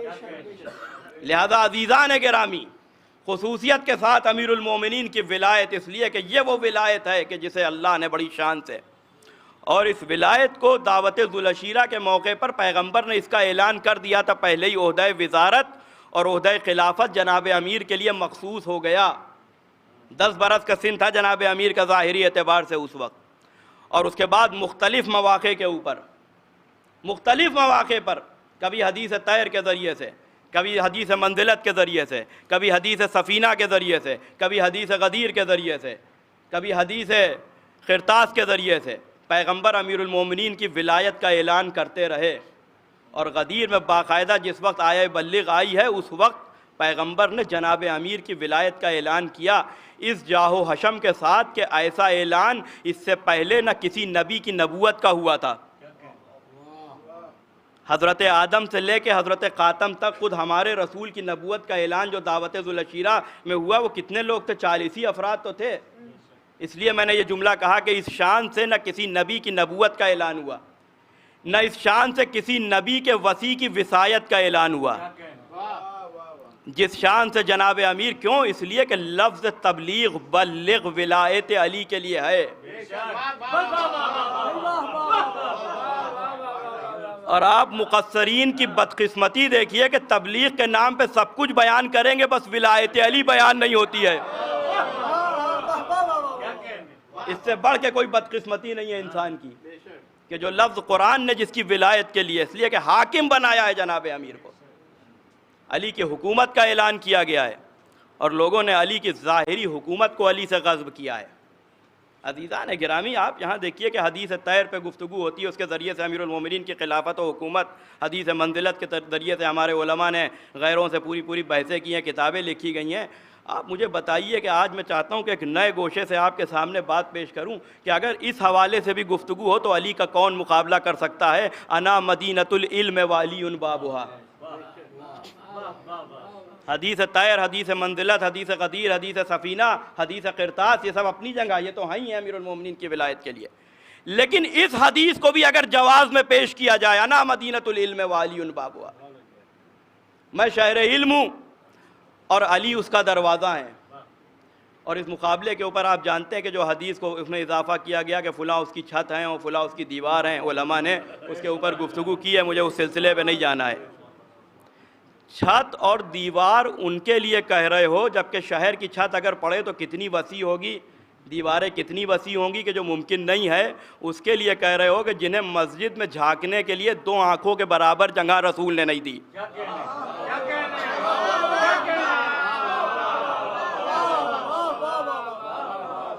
ان کو علی کے مقابلے کے اوپر چھت و دیوار کی بات کی جا رہی ہے۔ بھئی تاریخ ذہن میں ہے نا کہ جب سب کے دروازے بند کیے گئے اور علی کا دروازہ کھلا رکھا گیا تو مسلمانوں کے دوسرے حاکم نے کہا کہ بس اتنے جھروکا کھولنے کی اجازت دے دیجئے کہ 2 آنکھوں سے مسجد میں دیکھ لوں، اس لیے کہ یہ یہودیوں کا، نصرانیوں کا، کفار کے CCTV کیمرہ تھے رسول کے لیے۔ اسی لیے تو مانگ رہے تھے کہ بس اتنی جگہ مل جائے کہ میں 2 آنکھوں سے اپنی دیکھ لوں، کا اتنی اجازت بھی نہیں ہے۔ جنہیں مسجد میں 2 آنکھوں کے برابر جگہ نہیں دی گئی ان کے لیے چھت و دیوار کی بات کی جاتی ہے۔ انا مدینۃ العلم وعلی بابھا، میں شہر علم ہوں، علی اس کا دروازہ ہے۔ جسے علم اور حکمت چاہیے ہے وہ علی کے ذریعے سے مشتق آئے، یہ پیغمبر کی حدیث ہے۔ عزیزان گرامی، جب فضائل علی بیان ہوتے ہیں تو خود بخود پیغمبر کے فضائل اجاگر ہو جاتے ہیں۔ جہاں علی کے فضائل نہیں ہیں وہاں پھر پیغمبر کے فضائل بیان نہیں ہو پاتے ہیں۔ یہ بھی ہمارے خلاف ایک بہت بڑا پروپیگنڈا ہے کہ ہم رسول کا ذکر نہیں کرتے ہیں۔ قرآن مجید میں حروف مقطعات کا بھی ذکر ہے، وہ حروف کہ کسی قاری، کسی مولوی، کسی مفتی سے پوچھئے، کسی حافظ سے پوچھئے، وہ کہے گا کہ علم غیب ہے، اللہ کے علم ہے۔ الف لام میم، الف لام میم صاد، قاف نون، یہ تمام جو ہے اس کا علم کہتے ہیں کہ علم خدا میں ہے۔ اب سورہ رات کی آیت پڑھیے، وَيَقُولُ الَّذِينَ كَفَرُوا لَسْتَ مُرْسَلًا قُلْ كَفَىٰ بِاللَّهِ شَهِيدًا بَيْنِي وَبَيْنَكُمْ وَمَنْ عِندَهُ عِلْمُ الْكِتَابِ۔ یہ کہہ رہے ہیں کہ صرف علم خدا میں ہے، اور اللہ کہہ رہا ہے کہ اے محمد یہ جو کافر تمہیں جھٹلا رہے ہیں تم ان کی پرواہ نہ کرو، تمہاری رسالت کی گواہی کے لیے اللہ کافی ہے، یا وہ کافی ہے کہ جس کے پاس مکمل علم کتاب ہے۔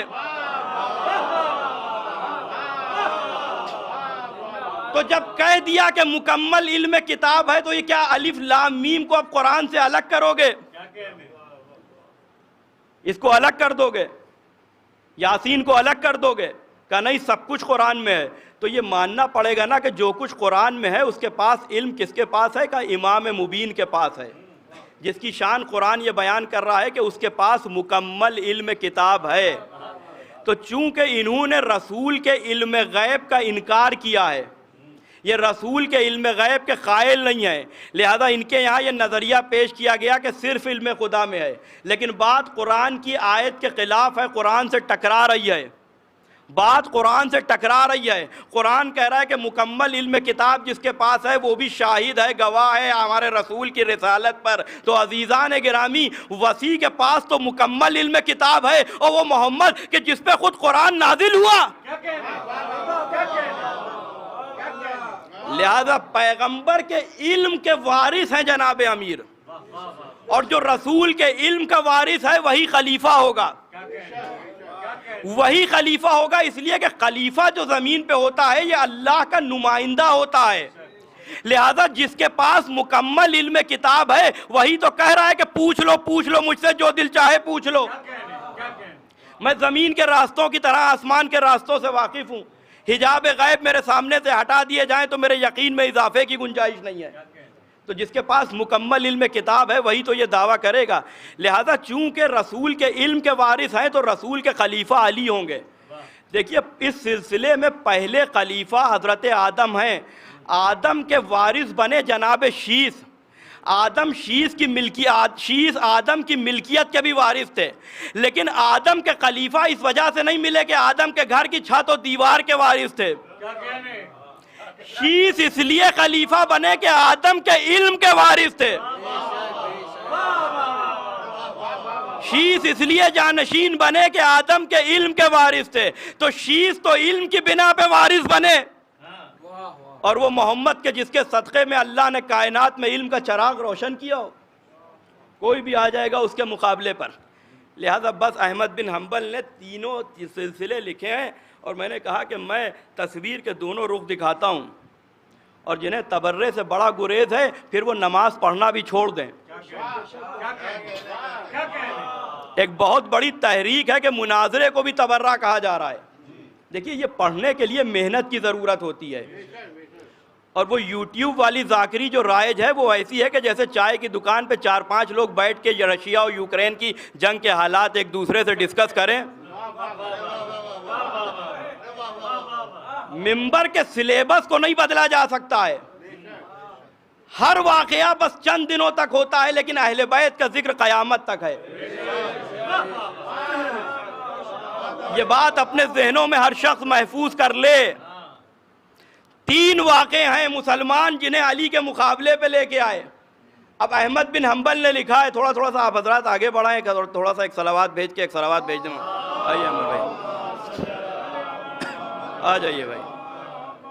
ادھر اندر کافی جگہ ہے، آ جانا جو اندر آنا. یا علی یا علی اللہم صلی اللہ. دیکھیے انسان اپنی حیثیت سے، اپنی اوقات سے بڑھ کر اگر کوئی عہدہ لے لے تو وہی عہدہ اس کے لیے ذلت کا سبب بنتا ہے. حالات حاضرہ ہندوستان کے بھی آپ کے ذہن میں آ گئے ہوں گے. حالات حاضرہ ہم بھی پڑھتے ہیں مگر معیاری پڑھتے ہیں.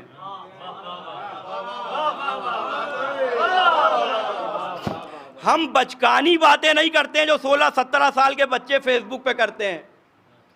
اب آپ دیکھیے کہ اس جنگ میں جو حق و باطل کی جنگ ہے اس میں اس سے بڑھ کے کوئی بچکانی جنگ ہوگی کہ یعنی بچوں نے پڑھا تو ٹھیک ہے، کہا لکھ دیا کہیں، 55-60 سال کے سفید داڑھی والے بوڑھے دوہرا رہے ہیں کیا کہ 56 بہنوں کا ایک بھائی.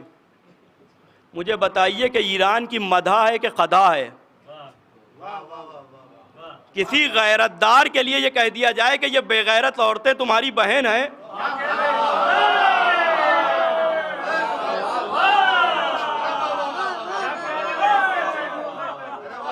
ایک دو نہیں 56 ایران کے غیرت دار مردوں کے لیے یہ مدح ہے کہ قضا ہے کہ ان سے کہا جا رہا ہے کہ یہ 56 بہنیں جو ہیں وہ ان کے ایک بھائی ہے. عزیزوں کسی غیرت دار بھائی کے لیے ایک بے غیرت بہن ہونا کتنی مشکل ہے یہ جمل کے میدان میں اس بھائی سے پوچھو جس کی بے غیرت بہن اونٹ پہ بیٹھ کے آ گئی تھی.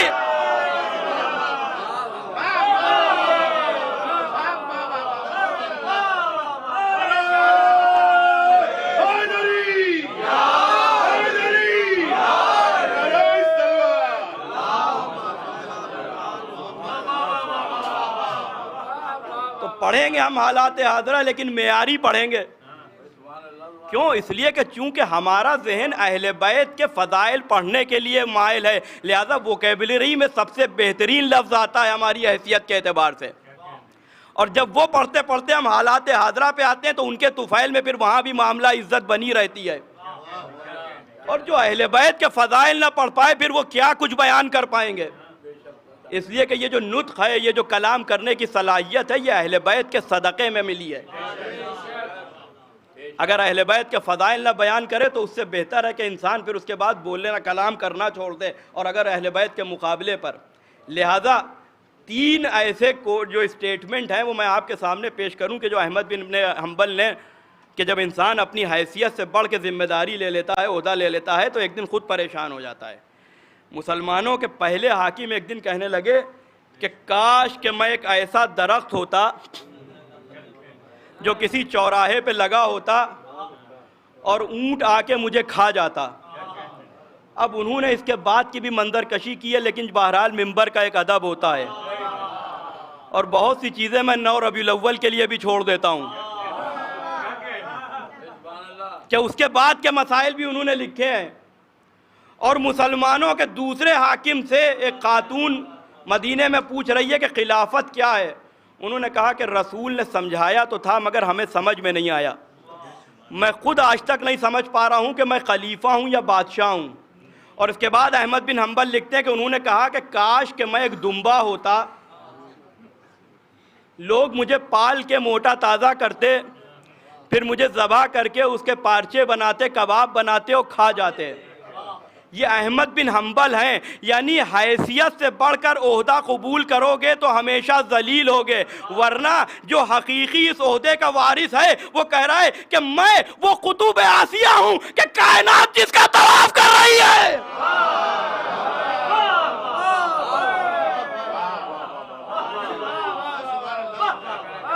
جناب امیر اپنے لیے کہہ رہے ہیں کہ میں وہ قطب آسیہ ہوں کہ کائنات جس کا طواف کر رہی ہے۔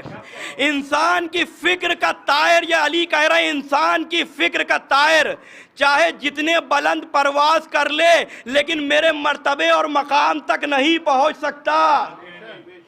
یہ علی ابن ابی طالب، اور اس سے پہلے کہ آپ نے دیکھا کہ جنہوں نے اپنی حیثیت کے خلاف اپنے عہدے کو قبول کیا تھا۔ کوئی کہہ رہا ہے کہ کاش میں دمبا ہوتا، کاش میں درخت ہوتا۔ یہ تمام چیزیں عزیزان گرامی ہیں اس لیے کہ امیر المومنین کے مقابلے پہ جنہیں لایا گیا ہے۔ اور اس بات کو سمجھ لیجئے کہ دنیا میں کوئی بھی محمد اور آل محمد کی بس اس سلسلے میں آخری بات، اور اس کے بعد ربط مصائب، اور اپنے چھوٹے بھائیوں کے لیے ایک پیغام بھی، اس لیے کہ دیکھیے ہمارا مذہب اعتدال کا مذہب ہے۔ نہ مقصر بن جائیے کہ اہل بیت کی فضیلت سمجھ میں نہ آئے اور معصوم اور غیر معصوم کا فرق سمجھ میں نہ آئے، اور نہ اتنے بڑے عقیدے کے ٹھیکیدار بن جائیے کہ اپنے علاوہ سب بدعقیدہ نظر آئیں۔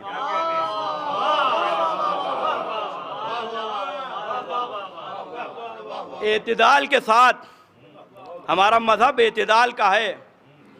دیکھیے اہل بیت کی عظمت کو سمجھیے۔ القطرہ میں آیت اللہ مستنبد نے اس حدیث، یہ جو قرآن مجید میں آیت ہے کہ ابراہیم ہمارے شیعہ ہیں، اس کی تفسیر چھٹے امام سے بیان کی ہے، اور علماء کے لیے خراج عقیدت اور خراج تحسین یہی ہے کہ انہوں نے جو محنتیں کی ہیں اسے منبر سے پڑھا جائے، تب تو ہم علم دوست کہلائیں گے۔ اپنی بیتکی باتوں کو علماء کے اوپر کوئی نہ تھوپے، اپنی ہلکی ہلکی باتوں کو وزنی کرنے کے لیے علماء کا نام نہ لیا جائے۔ آیت اللہ مستنبد کون ہے؟ 54 سال امیر المومنین کی زری کے سامنے جو دہلیز تھی اسے اپنی داڑھی سے صاف کیا ہے صبح کے وقت، اور جس وقت بعض پارٹی کا تسلط ہوا صدام کے دور میں تو نمائندہ بھیجا گیا کہ بس اب آپ نجف سے نکلیے، آپ کو جانا ہوگا۔ ایک جملہ آ کے امیر المومنین کی زری کے پاس کہا کہ مولا اتنے برسوں سے آپ کی یہ خدمت کر رہا ہوں، کیا آپ میری اس ہجرت سے راضی ہیں؟ وہی کہ جو کہنے آیا تھا کہ نجف سے نکل جاؤ، دوڑتا ہوا آیا کہ جب تک دل چاہے آپ نجف میں رہیے۔ جو ہماری اہل بیت سے محبت ہے یہ ایک طرفہ نہیں ہے، جتنی ہم علی اور اولاد علی سے محبت کرتے ہیں وہ اس سے زیادہ اپنے شیعوں سے محبت کرتے ہیں۔ وہی آیت اللہ مستنبد القطرہ میں لکھ رہے ہیں، اسی قرآن مجید کی آیت کے مقابلے میں کی تفسیر کو چھٹے امام سے بیان کر رہے ہیں کہ ابراہیم ہمارے شیعہ ہیں۔ جب چھٹے امام سے پوچھا گیا تو ارشاد فرمایا کہ اس سے مراد یہ ہے کہ ابراہیم علی کے شیعہ ہیں، ابراہیم علی کے شیعہ ہیں۔ جس وقت اللہ نے ابراہیم کو خلق کیا تو آنکھوں کے سامنے سے پردے ہٹا دیے گئے۔ ابراہیم نے پوچھا پروردگار یہ نور کون سا ہے؟ کہ یہ میرے حبیب کا نور ہے۔ اس کے ساتھ ایک نور اور دیکھ رہا ہوں کہ یہ میرے حبیب کے جانشین اور خلیفہ کا نور ہے۔ پروردگار ایک نور اور دیکھ رہا ہوں، یہ میری کنیز خاص زہرا کا نور ہے۔ 2 نور اور دیکھ رہا ہوں کہ یہ حسنین کا نور ہے، اور 9 نور جو ان انوار کو حلقے میں لیے ہوئے معبود، یہ نور کون سا ہے؟ ابراہیم پوچھتے جا رہے ہیں، جواب آ رہا ہے کہ یہ حسین کی وہ اولاد ہے کہ جو سب کے سب امام ہوں گے۔ وہ ان انوار کو اپنے حلقے میں لیے ہیں۔ اب ابراہیم کہتے ہیں پروردگار ان انوار کے پیچھے مجھے کچھ نور اور چمکتے ہوئے نظر آ رہے ہیں، کہ یہ میرے علی کے شیعہ ہیں، یہ ان کا نور ہے۔ آیت اللہ مستنبط چھٹے امام کے ذریعے سے بیان کر رہے ہیں، یہ میرے شیعوں کا، یہ علی کے شیعوں کا نور ہے۔ کہ معبود اتنی منزل، علی کے شیعوں کا اتنا مرتبہ، تو پھر میرا نام بھی علی کے شیعوں کی فہرست میں لکھ دے۔ لہذا اس گفتگو کو قرآن مجید میں جگہ دی گئی کہ ابراہیم ہمارے شیعہ ہیں، یعنی علی کے شیعہ ہیں۔ جتنی بھی احادیث ہیں وہ صرف اور صرف فضائل اور کمال کی وہ علی کے شیعوں کی ہیں۔ میرے چھوٹے بھائی غور سے سنیں، کوئی نیا نام لے کے نہ آ جائے۔ شیعہ ہونے کے اوپر فخر کیجئے، اس لیے کہ جنت کے دروازے سے جب بلایا جائے گا تو علی کے شیعوں کو بلایا جائے گا۔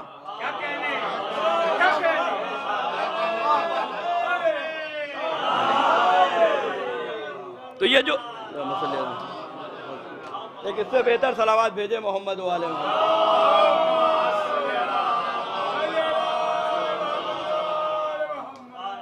تو یہ جو لوگ سوا شیعہ بننے کی کوشش کر رہے ہیں وہ سنیں اس بات کو، اور میرے چھوٹے بھائی غور سے سنیں کہ جنت کے دروازے سے علی کے شیعوں کو پکارا جائے گا۔ تو ایسا نہ ہو کہ تم یہ سوچو کہ یہ شیعہ تو چھوٹے موٹے ہوتے ہیں، چھوٹے کہیں مقام پہ ان کو رکھا جائے گا، ابھی ہم نے جو اپنا نام رکھا ہے وہ بھی پکارا جائے گا۔ اور تم جو اپنے نام خود سے رکھ رہے ہو تو جنت کا دروازہ بند ہو جائے گا اور تم انتظار کرتے رہو گے۔ ابراہیم فخر کر رہے ہیں پروردگار میں علی کا شیعہ ہوں۔ کون ہے ابراہیم؟ منصب نبوت بھی ہے، رسالت بھی ہے، صاحب شریعت بھی ہیں، صحیفے ابراہیم پہ نازل ہوئے، ابراہیم کو امام بھی بنایا، خلت بھی دی، اور اس کے بعد کہہ رہے پروردگار مجھے علی کا شیعہ بنا دے۔ اور تم جو ہے وہ نئے نئے نام لے کے آ رہے ہو، سمجھ رہے ہو کہ ہمیں سے ہے وہ زیادہ جو ہے وہ محب علی سمجھا جائے گا۔ اگر واقعاً اہل بیت سے محبت ہے تو اپنے کو علی کا شیعہ کہو، اس لیے کہ علی کے سب سے بڑے شیعہ کا نام قرآن مجید میں ابراہیم رکھا گیا ہے، اور اسی لیے ابراہیم کو سب سے بڑی ذمہ داری بھی دی گئی، چونکہ ابراہیم کہہ رہے تھے پروردگار اس فہرست میں نام لکھ دے کہ جن میں علی کے شیعوں کا نام لکھا گیا ہے۔ اس لیے کہ ہم دنیا میں بعد میں آئے ہیں، جناب امیر نے کہا ہے کہ ارواح کو خلق کرنے سے پہلے امتحان جن کا لے لیا گیا تھا وہی انہی کے دلوں میں ہماری محبت کو اللہ نے ڈالا ہے۔ یعنی اتنے پہلے کا یہ معاملہ ہے علی کے شیعوں کا، اور ابراہیم کہہ رہے ہیں پروردگار ہمیں علی کے شیعوں میں شامل کر دے۔ لہذا سب سے بڑی ذمہ داری ابراہیم کو دی گئی کہ جس جگہ علی کو بھیجنا تھا ابراہیم سے کہا گیا پہلے یہاں کعبہ بناؤ۔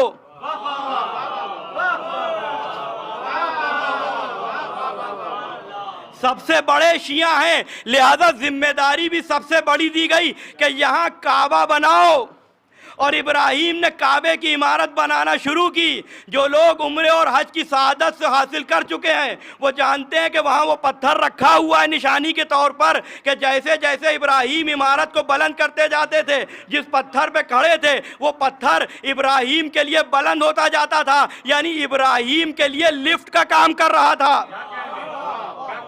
اب جملہ سماعتوں کے حوالے ہے، چاہے جیسے سن لیجئے کہ دو ہی محبوب شخصیتیں ہیں کہ جنہیں کعبے میں بلند کیا گیا۔ فرق یہ ہے کہ ابراہیم کو پتھر پہ بلند کیا گیا، علی کو دوش پیغمبر پہ بلند کیا گیا۔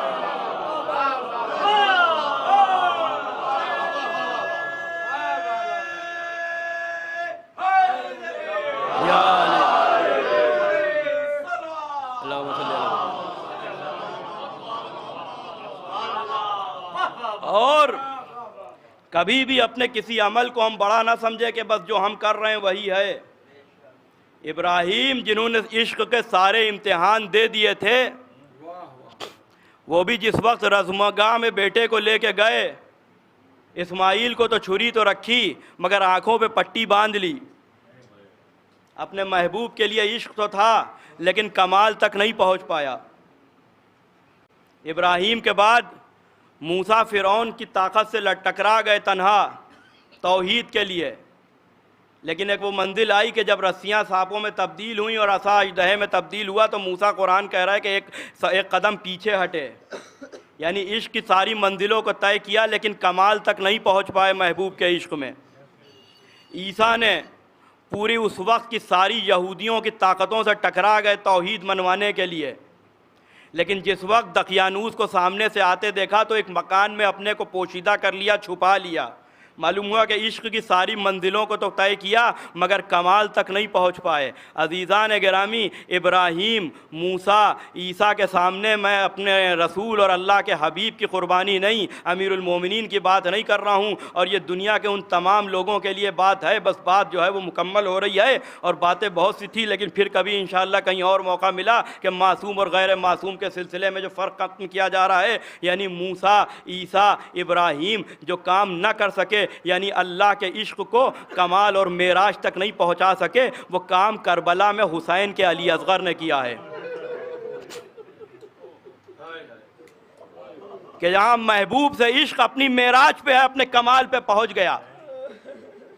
علی اصغر حسین لے کے پہلی منزل پہ نہیں گئے تھے، آواز استغاثہ بلند کی، حضرت علی اصغر کو مہلت دی کہ پہلے اپنے شعور کا اعلان کر دیں، اپنے جذبہ ایثار اور جذبہ قربانی کا اعلان کر دیں. لہذا حضرت علی اصغر نے اپنے کو گہوارے سے گرایا، اور جس وقت حسین بلندی کے اوپر لے کے آئے 3 مرتبہ ہرملا نے تیر رہا کرنا چاہا لیکن نہیں کر سکا.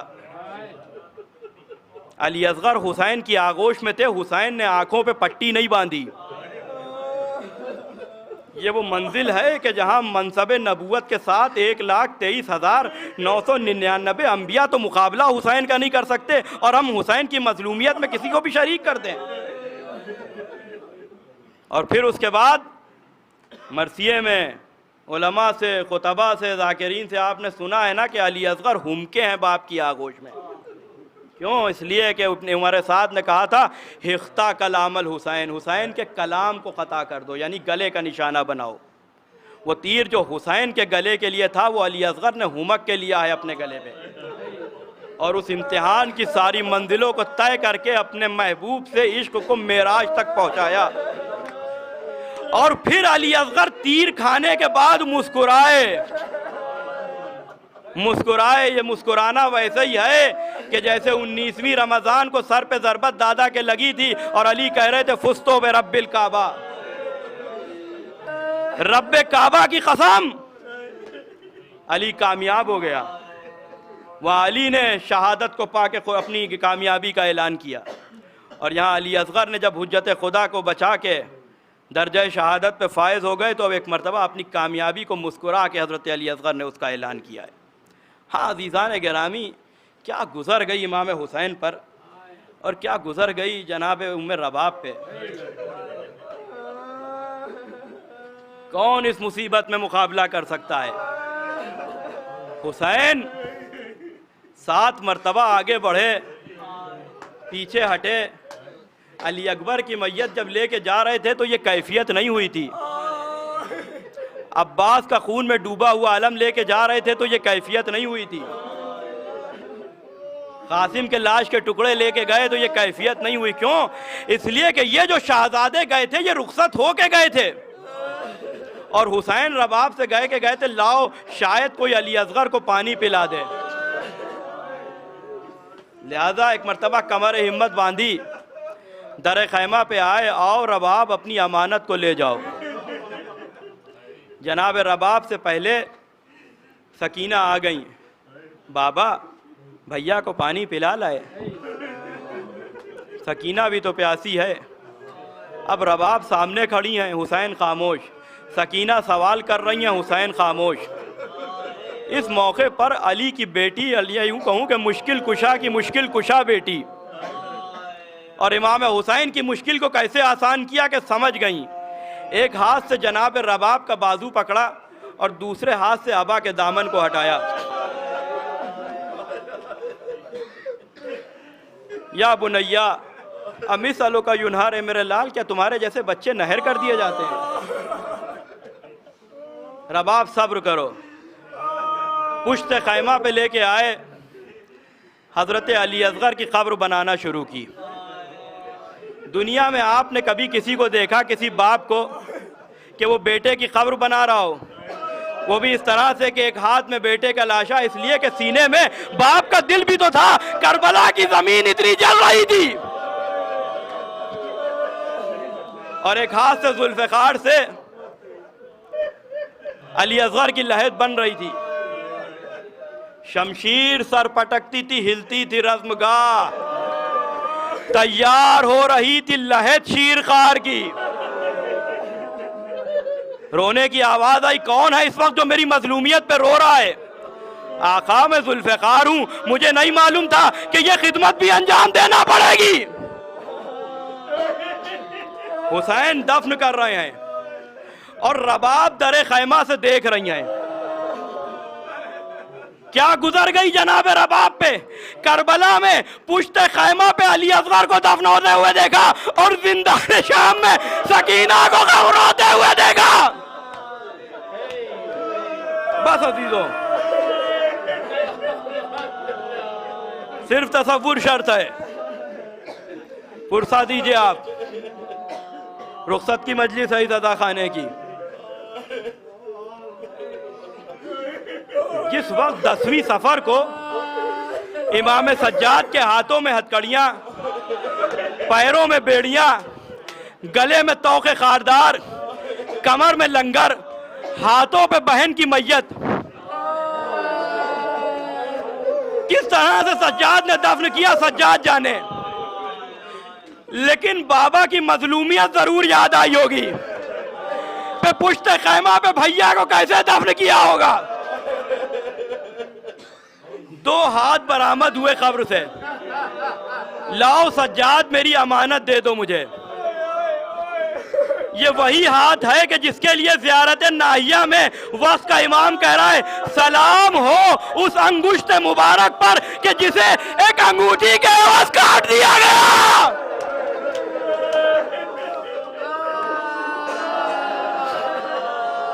بس مجلس تمام 1 سے 2 منٹ کے اندر۔ بابا یہ آپ کی امانت آپ کے حوالے۔ اب روداد ظلم سکینہ سے سن لیجئے گا بابا، یہ روایت میں نے پڑھی ہے اس لیے بیان کر رہا ہوں۔ امام سجاد کہتے کہ جب میں نے اپنی بہن کو دفن کر لیا تو میری پھوپھی زینب نہ میرے بابا کے لاشے پہ ایسے روئی، نہ چچا کے لاشے پہ روئی، نہ علی اکبر پہ روئی، نہ قاسم پہ روئی، جس طرح سے اپنے کو سکینہ کی قبر پہ گرا کے روئی۔ میں آگے بڑھا، پھوپھی اماں ارے آپ تو صبر کیجئے کہ سجاد، ارے کیا جواب دوں گی؟ چلتے وقت میرے بھیا نے کہا تھا زینب سکینہ کا خیال رکھنا، ارے میرا بھیا نے پوچھ لیا تو میں بھیا کو کیا جواب دوں گی؟ سکینہ زندان شام میں سو گئی بھیا۔